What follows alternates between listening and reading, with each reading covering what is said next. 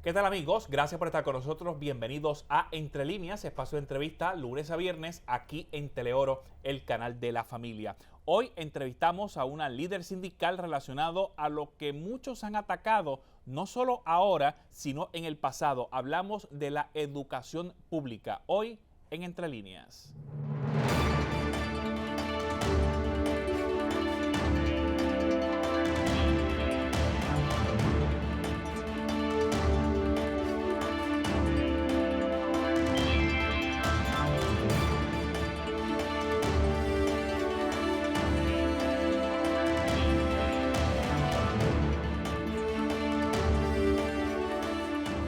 Gracias por estar con nosotros aquí en su Canal 13. Nos acompaña la presidenta de Educamos, Migdalia Santiago. Gracias por estar con nosotros. Bienvenida aquí al Canal 13. Por la invitación. La primera vez que está con nosotros. Bueno, esperamos que no sea la última. Vamos a comenzar a desmenuzar un poco los temas que hemos desarrollado para el día de hoy. En el pasado y en el presente, todavía de cierta manera se ha atacado el sistema público de enseñanza, pero parece que es el mejor, sigue siendo el mejor, y los maestros continúan ganando una miseria. Y seguimos siendo la gente que más se sacrifica en el país, que hemos mantenido la Constitución en el área de la responsabilidad que tiene el Estado con la educación en nuestros hombros por $1,750 mensuales en la mayoría de los casos de los compañeros y compañeras que aún se mantienen transitorios. $1,750 mensuales, eso equivale al salario mensual de un maestro que comienza. Eso es un maestro comenzando hasta que logra su permanencia, y a veces tenemos compañeros con 15 años esperando que llegue su permanencia. ¿Por qué tanto tiempo? Porque los mueven de escuela y entonces por ende no cumplió lo de los 2 años y por eso lo de la necesidad no está comprobado que hace falta. Pues mira, realmente por un problema de administración del Departamento de Educación, porque tenemos casos de compañeros y compañeras, particularmente en el sector de las escuelas vocacionales, donde ese maestro ha estado por 15 años en la misma escuela dando el mismo taller, demostrando que hay una necesidad en términos de matrícula y en términos de la necesidad del taller, y sin embargo el departamento año tras año los obliga a regresar en agosto a entrevistas, aún a veces siendo la única persona que compite para esa plaza y empezando de nuevo. Ha sido un problema serio de parte del departamento de no asumir la responsabilidad que tiene de dar los nombramientos. 1,750, aquí sacando el cálculo, serían unos $21,000 al año. De eso es que se trata. Y entonces, de esos $21,000 al año, el maestro de escuela pública muchas veces invierte parte de su dinero en materiales que en las escuelas no está para hacer atractivas las clases. Porque pues ya no se trata de una pizarra y una tiza. Pues yo te diría que no muchas veces, prácticamente todas las veces. O sea, llegar a un salón de clase, empieza por ahí, llegas a una escuela donde te dicen que la covacha es el único sitio donde tú vas a poder dar clase.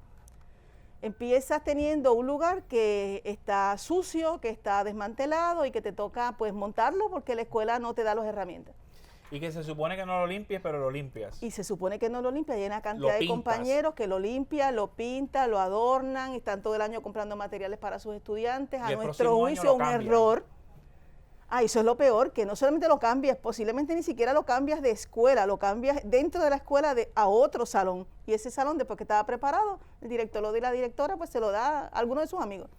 Me llama la atención de que el maestro con $21,000 tiene que hacer de tripas corazones, más ahora en la temporada que estamos, que es la del COVID-19, que parece que vamos para el segundo y me suena que para el tercero pronto. Han tenido que dar clases en sus casas con sus computadoras, su internet, aunque han tenido algún tipo de incentivo para pagar el internet, por lo menos gracias a Dios que ya lo hicieron. Pero estamos hablando de que su dinero se va gastando antes de que puedan pagar sus cosas. ¿Cómo lo logran? Pues mira, empecemos diciendo Yo no creo en la magia. No es magia, no es magia. Es la sabiduría del magisterio y el compromiso del magisterio. En primer lugar, en marzo acabamos de cumplir el primer año desde que cerraron las escuelas, ¿verdad? No es hasta enero de este año en que finalmente la mayoría de los maestros y las maestras tienen las computadoras y la mayoría de ellos tienen la conectividad. Por lo tanto, estamos hablando de que el cierre del año escolar anterior hasta mayo y de agosto a Navidad fue nuestro celular, fueron nuestras computadoras, fue la luz de nuestras casas, nuestras casas se convirtieron en el salón de clase, nuestras salas dejaron de ser el lugar donde la familia se encontraba para ser el lugar donde la escuela se desarrollaba, nuestros cuartos. Así que en ese sentido, sí se hicieron de tripas corazones, sí se hizo un esfuerzo bien grande, se sigue haciendo, particularmente en la montaña donde hay mucho problema de conectividad, y se hace precisamente por un compromiso con estudiantado puertorriqueño. ¿Los maestros visitaron a sus estudiantes en los casos que no tenían acceso a Internet? Porque no todo el mundo tiene acceso a Internet. No todo el mundo tiene la posibilidad de tener una computadora. Uno piensa que todo el mundo tiene computadora y todo el mundo tiene Internet en los celulares. No todos los celulares tienen Internet. ¿Cómo el maestro trabajó individualmente con esos estudiantes? Pues mira, esos primeros meses fueron terribles porque fue ir construyendo el modelo que íbamos a estar replicando marzo, abril y mayo, y luego que replicamos de agosto a diciembre. Entonces ahí te vas a encontrar cantidad de actividades creativas. Salía la maestra de la misa el domingo y se quedaba en el estacionamiento de la iglesia y ahí pasaban los padres de los estudiantes en un servicarro a recoger los materiales. Compañeras maestras y maestros que enviaban por correo regular el material que iban a dar en la sala de clase, visitaron estudiantes aún a sabiendas del peligro que se corría, porque en aquel momento, pues entre el lockdown y luego toda esta cosa terrible de que no se podía salir de las casas y el miedo que había, tiene cantidad de compañeros que sí iban a la escuela, entonces se paraban frente a la escuela y por allí pasaban los padres a recoger el material. Todo una dinámica de estrategia. Pero es que cuando uno... Fuera de horario regular también. Ah, no, trabajo. Muchas veces, pero es que cuando naciste para eso, claro, parece que se da automático, ¿no? No debería darse porque entendemos que el error nuestro, y esa es una autocrítica, y soy maestra de la sala de clase, el error nuestro fue precisamente hacerle la fácil al Departamento de Educación, porque mientras yo pagaba la luz y el agua desde mi casa, y yo hacía el trabajo con mi computadora, el departamento se economizaba ese dinero. Claro, pero por naturaleza el maestro tiene una función que trasciende el salario de los $1,750 y que esos niños se convierten en parte de su familia y que cualquier cosa que pase, no solo en la casa, si tienen o no las herramientas para aprender, es cómo hago que este estudiante, con sus problemáticas que puede ser de un hogar donde reciba maltrato, donde no haya comida suficiente, se ingenian para tratar de que ese estudiante tenga algo de aprendizaje.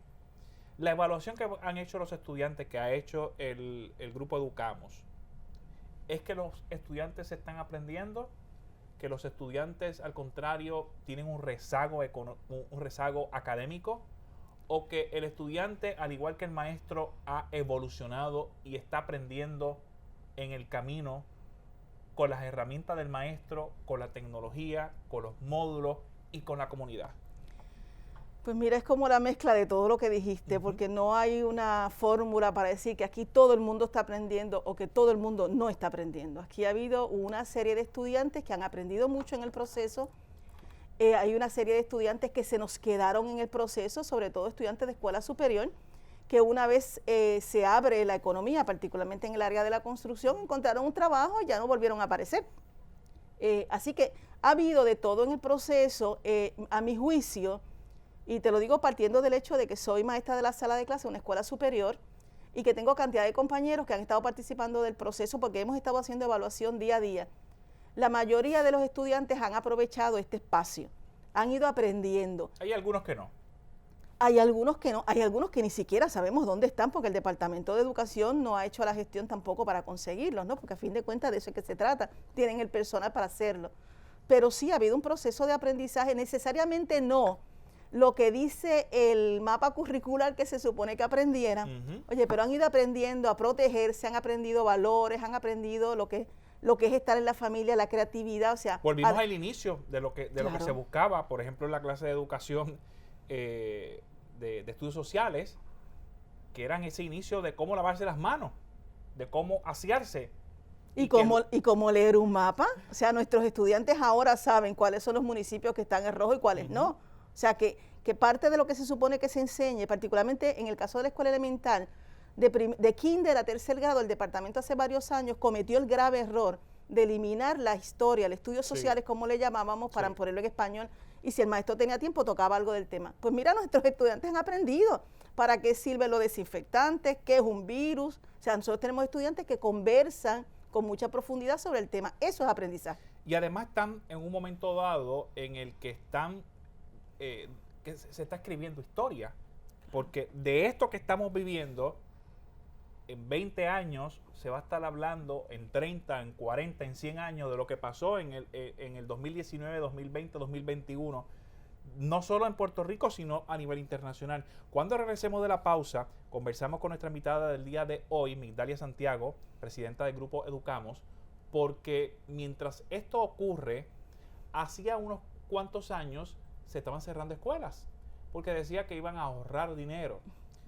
El problema fue que no ahorraron dinero, metieron más estudiantes en escuelas con un volumen de estudiantes que hace un poco más difícil la educación, en vez de hablar e imitar lo que ha funcionado en otros países como Finlandia, donde hay menos estudiantes, donde las escuelas son más pequeñas, en el sentido de que no son escuelas gigantescas, y la educación es extraordinaria.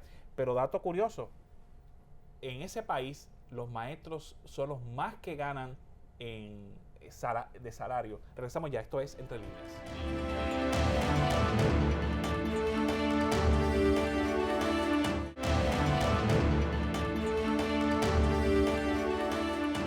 De regreso a Entre Líneas, gracias por continuar con nosotros. Nos acompaña la presidenta del grupo Educamos, Migdalia Santiago, conversando con nosotros durante el día de hoy. Hay una pregunta en el tintero, y es que en el pasado se hablaba de cerrar escuelas, meter más estudiantes en los salones, pero la crítica siempre fue desde el magisterio que si tenemos menos estudiantes, pues aprovechemos, vamos a hacer grupos más pequeños, de 12, 15 estudiantes, y que el maestro tenga la oportunidad de hacer cambios al currículo, de que ese currículo sea vivo, que no sea un currículo muerto que no funciona.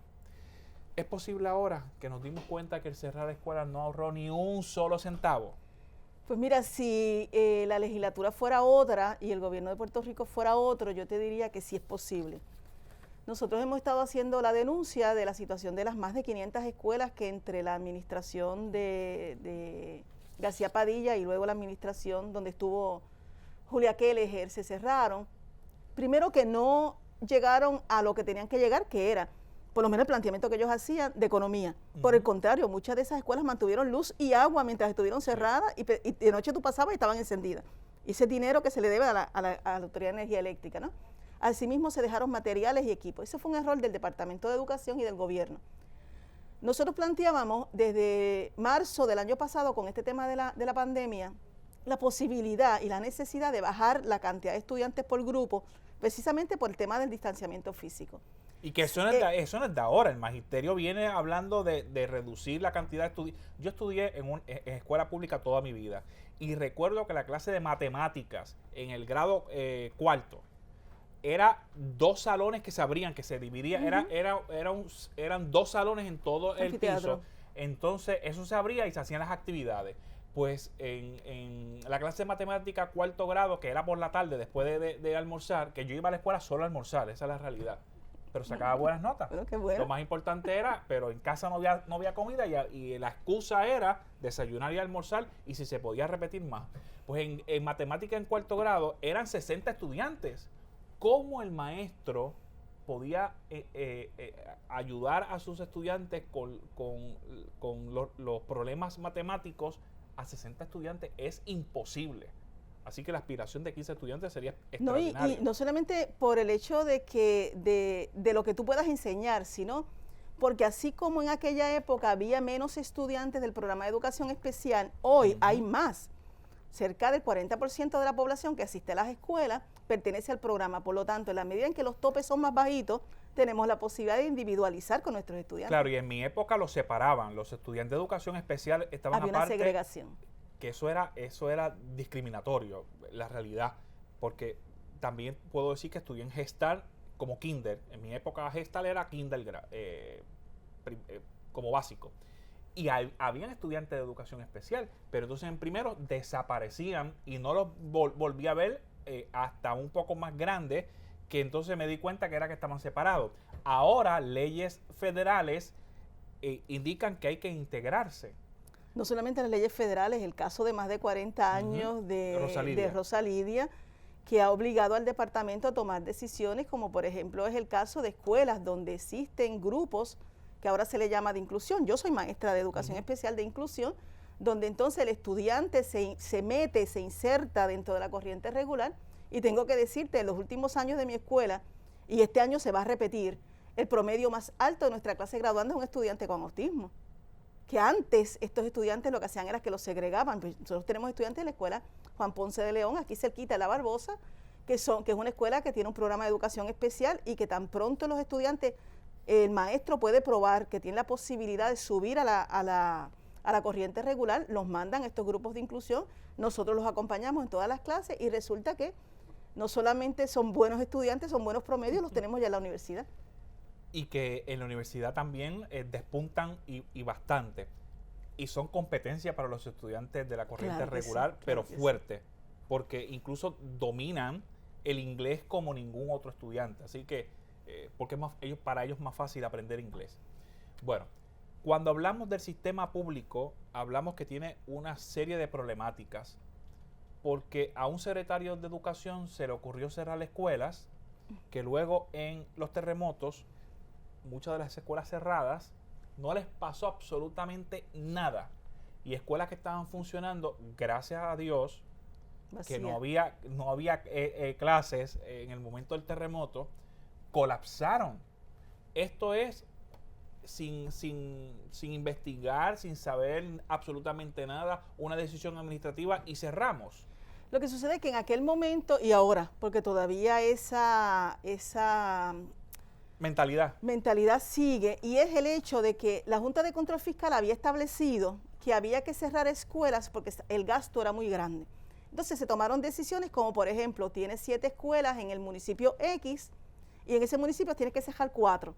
Bueno, pues se cerraron las cuatro que fueran, o sea, democráticamente. Nosotros sabemos de escuelas que se cerraron sin ni siquiera haber habido una visita para evaluar la escuela. Por ejemplo, te doy un ejemplo de Guaynabo. En Guaynabo había una escuela que era una escuela modelo, que era una escuela que tenía lo último en tecnología, una escuela con topes pequeños, tenían pocos estudiantes. Esa fue la escuela que se cerró. Entonces tenías una escuela que incluso a nivel de evaluaciones era de las escuelas que mejores promedios tenía. Así que no tenía sentido. Y después, cuando vinieron los temblores, pero previo a los temblores, cuando vino el huracán, fueron los refugios de muchas comunidades que las tomaron, las prepararon. Pero hay otras que se quedaron como el lugar donde guardaban los caballos, donde se convertían en hospitalillos, porque el departamento no solamente las cerró, las abandonó. Deberíamos regresar a las escuelas de la comunidad pequeñas, de campos, donde atienden una población con una diversidad de situaciones que va desde la pobreza, va desde niñas embarazadas a temprana edad, niños posiblemente que les llame más la atención el mundo de las drogas, y que estas escuelas sirvan de un mecanismo de preparación y un mecanismo de que se conviertan en su segunda casa o en su primera casa. Bueno, si hicieran la evaluación, precisamente toda la lista de las situaciones que tú estás nombrando, no es que no existieran antes, pero se acrecentaron en el momento en que cerraron las escuelas, y las otras escuelas que convirtieron en este lugar donde caía todo el mundo, a veces comunidades que habían tenido dificultades históricas, empezaban los estudiantes a tener roce entre ellos, ¿no? Estudiantes que les cambiaron 1, 2 y 3 veces de escuela, y que eso a su nivel emocional también le afectó. Así que en ese sentido, el Departamento de Educación tendría que hacer esa autoevaluación. Cometió un error porque esas comunidades, esas escuelas de la comunidad, que la comunidad defendía, sí, donde iban los hijos de la comunidad y por lo tanto los padres tenían un compromiso con su plantel, se fue perdiendo en la medida en que te sacaron al estudiante de ahí y lo mandaron a otro barrio, a otro sector, donde necesariamente el papá no tiene el mismo compromiso. Bueno, yo tengo que decir que como soy estudiante de escuela pública, en mi época inició eso que se hablaba de zona libre de drogas y armas y escuelas de la comunidad, y entonces involucraban a los estudiantes a participar en el consejo de estudiantes, y el presidente del consejo de estudiantes era el delegado de los estudiantes en las escuelas de la comunidad, en el consejo, y tengo que decir... Con voz y voto. Que voz y voto, y que uno se enteraba de cómo se gastaba el dinero, porque se aprobaba la compra de materiales, si hacía falta o no un maestro adicional, se llevaba a votación y se requería por parte de las autoridades. Por lo menos en eso yo participé 6 años, en escuela intermedia y en escuela superior. Pero eso se abandonó. Pero el Departamento de Educación le fue quitando esa autonomía a las escuelas. Si bien es cierto que la ley 149 y la ley 85 se habla de autonomía, no es menos cierto que es una autonomía en papel. El departamento controla el presupuesto de las escuelas, lo congela.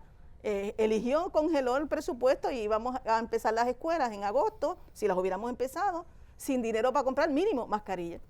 Bueno, hay una responsabilidad dentro de esa ley orgánica del Departamento de Educación que el propio sistema no respeta, que es la autonomía de las escuelas y también la figura del maestro, que es sumamente detallada, de que tiene la potestad de hacer cambios curriculares para establecer la mejor manera de aprender, porque nosotros no tenemos una filosofía educativa clara, está puesta ahí más o menos, pero el maestro tiene que enfrentarse a una diversidad de estudiantes, que los estudiantes no son todos iguales, tienen sus problemas y posiblemente a este estudiante le tengo que dar más atención y este otro estudiante me puede ayudar a enseñar a otros estudiantes porque dominan mejor un área de lo que estamos aprendiendo. Bueno, nos vamos a desviar, a mí me encanta el tema de educación, así que vamos a hacer una pausa y cuando regresemos de la misma, ¿cuándo debe abrirse las escuelas?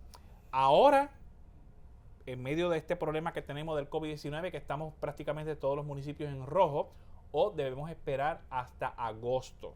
Ya regresamos, esto es Entre Líneas.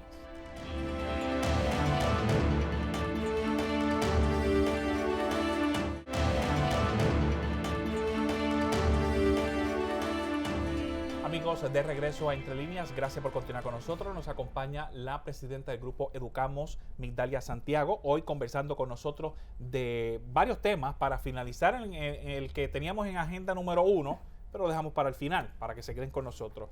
¿Las escuelas deben abrir ahora o debemos esperar a agosto? Pues mira, yo quiero iniciar diciéndote, para que el pueblo de Puerto Rico lo entienda perfectamente, si hay alguien en este país que desea que las escuelas empiecen lo antes posible, somos las maestras y los maestros, pero a eso le ponemos una coma, cuando sea seguro. Así que decir que en este momento las escuelas deben abrir, en este momento me refiero a entre 2 semanas, porque es lo que dice la orden del Departamento de Salud, es imposible porque yo esta mañana, antes de salir para aquí, miré los números y esa línea recta que va, o sea, ni siquiera estamos hablando de algo que va virando, ¿no? Sí. O sea, no solamente la es línea alarmante. Que está hablando nuestra invitada es la de los casos positivos y las hospitalizaciones por el COVID-19. Pero no solamente eso, es que ahora es que van a empezar a aparecer los números relacionados a los días de Semana Santa. O sea, esto va a seguir aumentando. Nosotros estamos diciendo al Departamento de Educación lo que le dijimos en enero. Déjanos terminar el semestre porque ya hemos creado una infraestructura, una manera de hacer las cosas, porque ya más o menos todo el mundo tenía la internet, todo el mundo más o menos tenía la computadora, para poder terminar el semestre dentro de la mayor tranquilidad posible, sin quitarle debajo de los pies a los estudiantes esa alfombra que fue lo que hicieron, llevándolos a las escuelas para ahora sacarlos 1 semana o 2 semanas después. Agosto, decías de regresar en agosto. Agosto, volvemos a lo mismo, sí es seguro, porque ahora empieza, en verano tenemos 2 meses fuera, sí. Y si la gente sigue haciendo lo que estuvo haciendo en Semana Santa, a mí quien me asegura que va a haber seguridad en agosto. Lo que sí es importante decirle al Departamento de Educación es que una cosa es abrir las escuelas para dar clase, otra cosa es darle mantenimiento y otra cosa es rehabilitarla y otra cosa es que hay miles de millones de dólares para arreglar la infraestructura, sí. Lo que es columna corta, lo que son las escuelas que desgraciadamente perdimos en el sur, lo que es todo el sistema que ha ido colapsando poco a poco por el abandono del Departamento de Educación. Oye, no hay que esperar a agosto para empezar el trabajo. Pudieron haberlo empezado ya desde el verano pasado. El sistema educativo del país perdió un momento extraordinario para poner las escuelas al día. No debe haber una escuela en agosto que le falte un lavamanos, una fuente de agua, dispensario para alcohol o hand sanitizer, etcétera, etcétera, que tenga todos los materiales disponibles, que las escuelas estén pintaditas, bonitas, que las pizarras, si pudiese estar electrónicas, estén electrónicas, proyectores para hacer más dinámicas las clases. No debería haber una escuela sin eso. Pero ¿sabes cuál es el problema, Migdalia Santiago? Que el Departamento de Educación no hizo nada. Lo que sucede, mi gran preocupación es que toda esa lista que acabas de hacer, que es la lista que también tenemos nosotros, dicho de paso, sencilla. La de nosotros es muchísimo más larga, sí, ¿no? Que sea en el contexto de un trabajo transparente, un trabajo que sea de compromiso con las escuelas, con las comunidades, con los estudiantes, y que la corrupción quede fuera de ese proceso. Porque a nuestro juicio, el gran problema de esto es, y lo vimos ahora recientemente con esos periódicos y esa información que es de la secretaria designada, o sea, llegan detrás del botín de los miles de millones que hay en el Departamento de Educación para hacer contratos con los amigos del alma. Entonces, ¿quién me asegura a mí la calidad de esa reconstrucción cuando lo que viene es a llevarse el dinero? Así que sí hay que hacer cosas en el departamento, pero además de eso hay que tener el ojo puesto en esas contrataciones y en cómo se hace el trabajo. Migdalia Santiago hace referencia a un informe periodístico que indica que Elba Aponte, que es la secretaria, ha reclutado a una cantidad de personas allegadas a políticos electos y expolíticos. ¿Le duele comentarios de profesores universitarios y analistas políticos que dice que los maestros del sistema público son unos vagos? Bueno, duele. Lo que pasa es que duelen las cosas de las personas que uno tiene alguna expectativa. Más que doler, molesta por de quién vienen. Porque nosotros sabemos lo que estamos haciendo, nosotros sabemos que no somos unos vagos, nosotros sabemos el trabajo que hemos estado haciendo para el Departamento de Educación y para los estudiantes del país. Si hay alguien que ha hecho patria en este proceso, hemos sido los maestros y las maestras, así que tenemos eso claro. Una pena que quien menos tiene fuerza moral para hacer planteamientos sobre nosotros los haga, porque son los mismos que están amarrados con lo oscuro de la vida, con el problema de ese instituto de SIDA. O sea, podemos también nosotros hacer la lista de qué tan buenas o malas personas son los otros, pero justamente como somos maestras y maestros no queremos caer en ese juego. Queremos que la gente vea bien claro que quien ha hecho patria en este país hemos sido nosotras y nosotros, lo vamos a seguir haciendo, siempre haciendo la denuncia de lo que está mal, incluyendo a estos bufones. No es lo mismo un profesor de un estudiante graduado, que es a nivel de maestría o doctoral o postmaestría o postdoctoral, que un profesor de un estudiante que está aprendiendo las cosas básicas. No es lo mismo, no, porque el profesor de graduado no va a ponerse a explicar mucho. Es lo que te dije, si entendiste, entendiste, y si no, pues te colgué. Tú sabes que algo que yo he aprendido, primero yo fui maestra de escuela elemental, hasta los otros días fui maestra de kinder y luego brinqué a escuela superior porque en educación especial. Eso es un brinco gigantesco. Sí, no, terrible, ese primer mes fue terrible. Pero tengo que decirte que en esta experiencia educativa yo he aprendido a que cada vez que oigo una de esas personas pienso, ¿dónde estarían si le tocara estar frente a la pizarra con mis estudiantes? Porque una cosa es hablar de lo que se supone que pase y otra cosa es lo que pasa en la vida real en una sala de clase. Entonces, no es lo mismo enseñarle a un universitario que enseñarle a un estudiante que no sabe leer, no sabe escribir o que tiene un déficit de atención y lo tenemos en la sala de clase. Así que yo esa gente siempre he pensado que lo ideal sería retarlo a que se sienten en la silla mía. Bueno, lo dejamos así con las expresiones de Migdalia Santiago, presidenta del grupo Educamos. Gracias por estar con nosotros. Ha sido un placer conversar con usted y esperamos que esta no sea la última vez que viene aquí a su casa, el Canal 13. Muchísimas gracias por la invitación. Amigos, será hasta la próxima. Esto es Entre Líneas.